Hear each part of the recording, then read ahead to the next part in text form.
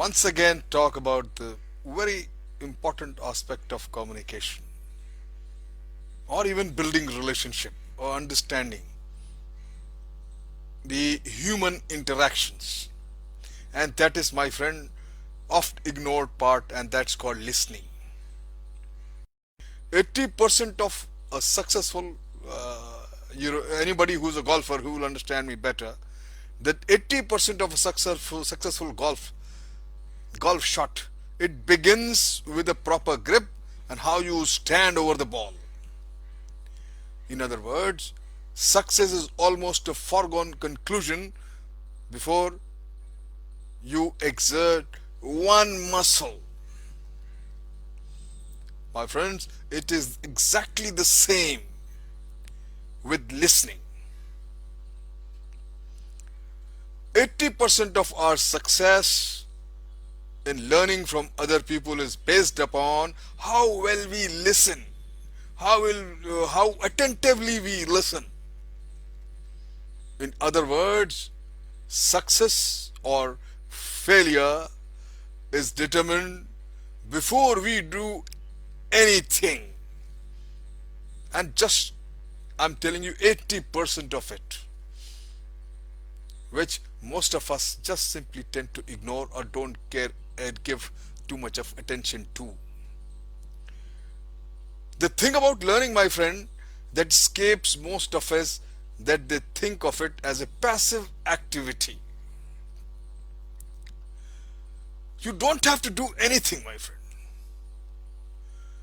You sit there like a lump and hear someone out quietly. That's it is required. Now, this is a wrong understanding, not true at all. Good listeners regard what they do as a highly active process, my friend. With every muscle engaged, especially the brain. Basically, there are three things that all good listeners do. Firstly, I think they think before they speak. Secondly, they listen with respect. And they're always gauging their response by asking themselves one important question, and that is it worth it? My friend, now let's talk about what I mean by think before you speak. Why each one of see if it makes us a better listener. The first active choice you have to make in listening is to think before you speak. You can't listen, my friend, if you are talking. You are either listening or you are talking. So keeping your mouth shut is an active choice. Now, what do we do when we are upset? Human psychology. Just think, most of us, whenever we are upset over anything, what we do? We talk. What do we do when we are confused? We talk. And what is our response when you're surprised or shocked? Again, we do nothing but talk. This is predictable that we can see the other party almost sting in anticipation of our harsh and unthinkable auto-reflex response. We just talk back without thinking. My friend, most people think of listening as something we do during those moments when we are not talking. Remember, listening is a two-part maneuver, I would call it. There is a part, first part, there is a part we actively listen. And the second part, there is a second part where we speak. So listening and speaking is actually nothing but listening. Active listening. We speak. Speaking establishes how we are perceived as a listener. What we say is a proof of how well we listen, my friend.